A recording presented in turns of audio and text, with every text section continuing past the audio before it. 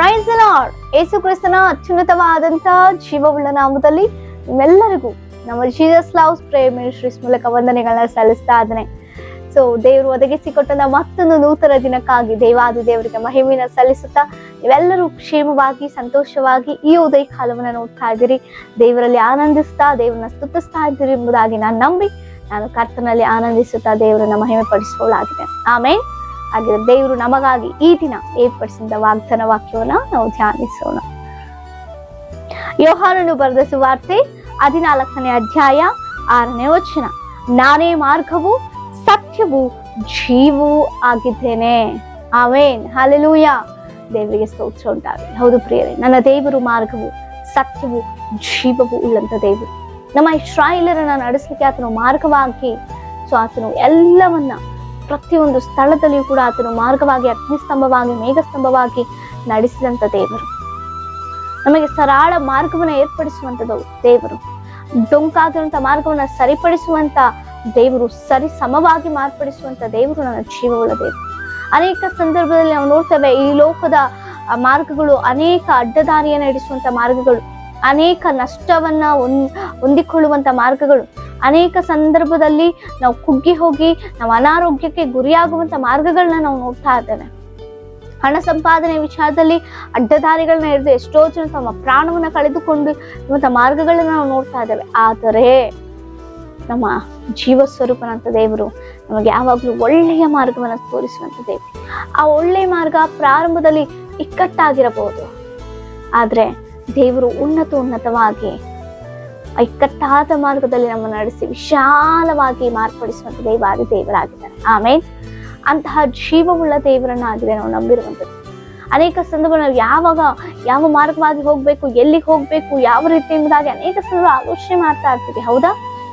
ಆದರೆ ಮನುಷ್ಯನ ಕೇಳಿದ್ರೆ ಕೆಲವೊಂದು ಅಡ್ಡದಾರಿಗಳನ್ನ ತೋರಿಸ್ತಾರೆ. ಯಾಕೆ ಗೊತ್ತಾ?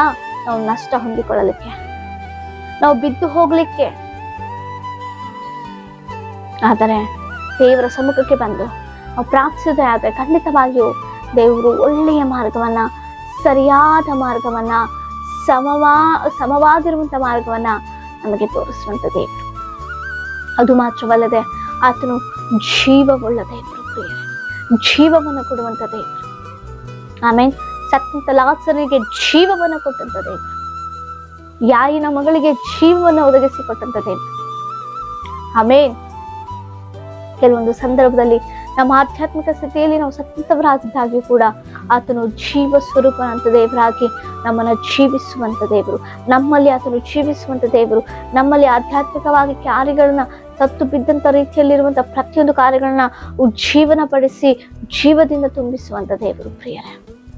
ಆತನು ಸರ್ವಶಕ್ತನು, ಆತನಿಗೆ ಅಸಾಧ್ಯವಾದದ್ದು ಒಂದೂ ಇಲ್ಲ ಎಂಬುದಾಗಿ ನಾವು ನೋಡ್ತಾ ಇದ್ದೇವೆ. ಆಮೇಲೆ ಜೀವಾದಿ ದೇವರು, ಮರಣವನ್ನೇ ಜಯಿಸಿ ಜೀವದಿಂದ ಎದ್ದಂತ ದೇವರು, ಇಂದಿಗೂ ಎಂದೆಂದಿಗೂ ಯಾವಾಗಲೂ ಸದಾ ಜೀವಿಸುವಂತ ದೇವರು, ಯುಗ ಯುಗಾಂತರಗಳವರೆಗೂ ಆತನು ಜೀವಿಸುವಂತ ದೇವರು ಪ್ರಿಯರೇ. ಆಮೇಲೆ ಹಲ್ಲೆಲೂಯಾ. ಆತನಲ್ಲಿ ನಾವಿರುವಲ್ಲಿ ನಾವು ಸದಾ ಕಾಲವು ಜೀವಿಸುವವರಾಗ್ತೇವೆ. ಎಂದೆಂದಿಗೂ ಶಾಶ್ವತವಾದ ಜೀವದಿಂದ ನಾವಿರುತ್ತೇವೆ ಆತನೊಟ್ಟಿಗೆ. ಆಮೇಲೆ ಅದು ಮಾತ್ರವಲ್ಲ, ನನ್ನ ದೇವರು ಸತ್ಯವಂತನು, ಸತ್ಯವನ್ನು ಜಯಿಸ್ಲಿಕ್ಕಾಗಿ ಲೋಕಕ್ಕೆ ಬಂದನು ಎಂಬುದಾಗಿ ನಾವು ನೋಡ್ತಾ ಇದ್ದೇವೆ. ಸತ್ಯವನ್ನ ಸಾರ್ಲಿಕ್ಕೋಸ್ಕರವಾಗಿ, ಸತ್ಯದಲ್ಲಿ ಸತ್ಯದಲ್ಲಿ ಜಯವಾಗುವಲ್ಲಿ ಸಂತೋಷ ಪಡ್ಲಿಕ್ಕೆ ನನ್ನ ದೇವರು ನಡೆಸ್ತಾರೆ. ಆತನಿಗೆ ಅಕ್ರಮಗಳು, ಸುಳ್ಳು ಇದೆಲ್ಲವೂ ಕೂಡ ಅಸಹ್ಯಕರವಾಗಿರುವಂಥದ್ದು. ಸತ್ಯ ಮಾರ್ಗದಲ್ಲಿ ದೇವರು ನಡೆಸ್ತಾರೆ, ನಿತ್ಯ ಮಾರ್ಗದಲ್ಲಿ ದೇವರು ನಡೆಸ್ತಾರೆ. ಸತ್ಯದಲ್ಲಿ ನಾವು ಸಂತೋಷಿಸುವಂತವರಾಗಿ ದೇವರು ನಮ್ಮನ್ನು ಮುನ್ನಡೆಸುವಂತ ದೇವರು. ನಮ್ಮ ಬಾಯಿಯಲ್ಲಿ ಸತ್ಯ ದೇವರು ನಂಬಿದಂತ ನಾವು, ಸತ್ಯ ಸ್ವರೂಪನಾದಂತ ಕ್ರಿಸ್ತರನ್ನ ಅನುಸರಿಸುವಂತ ನಾವು, ಸತ್ಯ ಸ್ವರೂಪನಾದಂತ ದೇವರು ನಮ್ಮೊಳಗೆ ನಿವಸಿಸುವಂತ ರೀತಿಯಲ್ಲಿ ನಾವು ಜೀವಿಸುವಂತವರಾಗಿದ್ದೇವೆ. ನಮ್ಮಲ್ಲಿ ಸತ್ಯವಾಗಿ ಸತ್ಯವೇ ಹೊಡಬೇಕು, ಸತ್ಯವೇ ನಮ್ಮನ್ನ ಬಿಡುಗಡೆ ಮಾಡುತ್ತೆ. ಆಮೇಲೆ ಯಾವಾಗ ಸತ್ಯ ನಾವು ತಿಳಿದುಕೊಳ್ತೇವೋ, ನಾವು ಅರಿತುಕೊಳ್ತೇವೋ, ನಾವು ಅದರ ಬಗ್ಗೆ ಜ್ಞಾಪಕ ಮಾಡಿಕೊಂಡು ಅದರಲ್ಲಿ ನಾವು ಧ್ಯಾನಿಸಲಾಗಿರ್ತೇವೋ, ಖಂಡಿತವಾಗಿಯೂ ಪ್ರತಿಯೊಂದು ವಿಧದಲ್ಲೂ ಸತ್ಯ ನಮ್ಮನ್ನ ಬಿಡುಗಡೆ ಮಾಡುತ್ತೆ. ಸ್ವತಂತ್ರತೆಯಾಗಿ ಸ್ವತಂತ್ರರನ್ನಾಗಿ ಮಾಡುತ್ತೆ ಪ್ರಿಯರೇ. ಅನೇಕ ಕುಟುಂಬಗಳಲ್ಲಿ ಒಂದು ಸುಳ್ಳುಗಳಿಂದ ಕುಟುಂಬಗಳನ್ನ ನಾಶನವಾಗಿ ಹೋಗ್ತಾ ಇದೆ, ಒಡೆದು ಹೋಗ್ತಾ ಇದೆ. ಆದರೆ ಸತ್ಯ ಆ ಒಂದು ಸಂದರ್ಭದಲ್ಲಿ ಕಹಿಯಾದ್ರೂ ಕೂಡ ಅದು ನಮಗೆ ಭವಿಷ್ಯತ್ತನ್ನು ಕೊಡುವಂಥದ್ದು. ಯಾಕೆಂದ್ರೆ ನನ್ನ ದೇವರು ಸತ್ಯವಂತನು. ಆತನ ಮಕ್ಕಳಾಗಿರುವಂತ ನಾವು ಕೂಡ ಜೀವವುಳ್ಳ ಮಾರ್ಗದಲ್ಲಿ ಸತ್ಯವಂತರಾಗಿ ನಾವು ನಡಿಬೇಕು. ಆತನು ನಿತ್ಯ ಜೀವಕ್ಕೆ ನಾವು ನಡೆಸಲಿಕ್ಕೆ ಆತನ ಮಾರ್ಗವಾಗಿ ಸತ್ಯ ಮಾರ್ಗದಲ್ಲಿ ನಾವು ಯಾವಾಗಲೂ ಜೀವಿಸುವಂತೆ ಜೀವವುಳ್ಳ ದೇವರಾಗಿ ನಮ್ಮನ್ನು ನಡೆಸುವಂತ ದೇವರಾಗಿದ್ದಾರೆ. ಆಮೇಲೆ ಅಂತಹ ದೇವರನ್ನ ನಂಬಿದಂತ ನಾವು, ಅಂತಹ ದೇವರನ್ನ ಅನುಸರಿಸುವಂತ ನಾವು, ಅಂತ ದೇವರಲ್ಲಿ ನಿವಾಸ ಮಾಡಿ ಆತನಲ್ಲಿ ಜೀವಿಸುವಂತ ನಾವು ಯಾವಾಗಲೂ ಆತನ ಹೆಚ್ಚು ಜಾಡಿನಲ್ಲಿ ನಡೆಯೋಣ. ಸತ್ಯ ಮಾರ್ಗದಲ್ಲಿ ನಿತ್ಯ ಜೀವಕ್ಕಾಗಿ ಎದುರು ನೋಡೋಣ. ಆಮೇಲೆ ದೇವರು ಇವಾಗ ಮೂಲಕ ನಾವೆಲ್ಲರನ್ನ ಆಶೀರ್ವದಿಸ್ಲಿ. ಮೇನೇ ವಿಜ್ಞಾಪನೆಗಳಿದ್ರು ನಮಗೆ ಕಮೆಂಟ್ಗಳ ಮೂಲಕ ತಿಳಿಸಿಕೊಡಿ. ನಿಮಗಾಗಿ ನಾವು ಪ್ರಾರ್ಥಿಸಿಕೊಡಿ. ಪರಿಶುದ್ಧನ ಅಂತ ದೇವರೇ ಸ್ತೋತ್ರ, ಜೀವ ಸ್ವರೂಪನ ಅಂತ ದೇವರೇ ಸ್ತೋತ್ರ.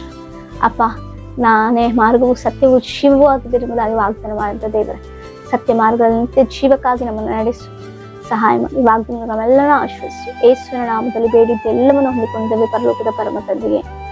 ಆಮೆನ್. Praise the lord.